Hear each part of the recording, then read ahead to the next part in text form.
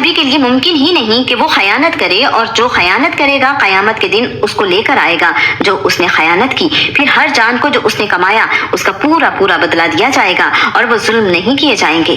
تو کیا جو شخص اللہ تعالیٰ کی رضامندی کے پیچھے چلا اس کی مانند ہے جو اللہ تعالیٰ کی کسی ناراضگی کے ساتھ لوٹا، اور اس کا ٹھکانہ تو جہنم ہے اور وہ بہت ہی برا ٹھکانہ ہے۔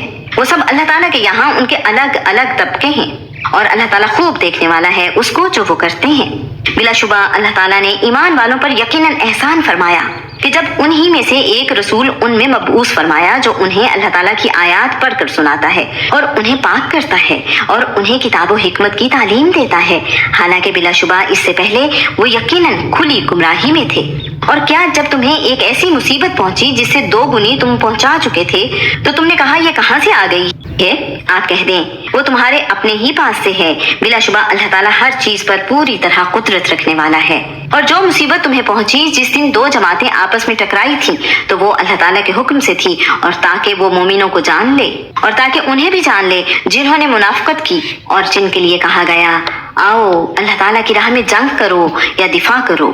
انہوں نے کہا اگر ہمیں کسی جنگ کا علم ہوتا تو ہم ضرور تمہارے پیچھے آتے۔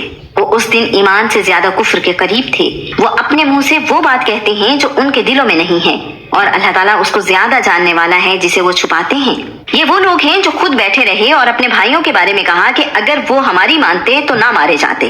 آپ کہہ دیں پھر موت کو اپنے آپ سے ہٹا کر دکھا دو اگر تم سچے ہو۔ اور جو لوگ اللہ تعالیٰ کی راہ میں قتل ہو گئے انہیں تم مردہ نہ سمجھو بلکہ وہ زندہ ہیں، اپنے رب کے پاس رزق دیے جاتے ہیں۔ اللہ تعالیٰ نے اپنے فضل سے انہیں جو دیا ہے اس پر وہ بہت خوش ہیں، اور جو ان کے پیچھے سے ان کے ساتھ نہیں ملے وہ ان پر خوشی محسوس کرتے ہیں کہ ان کے لیے نہ کوئی خوف ہے اور نہ ہی وہ غمگین ہوں گے۔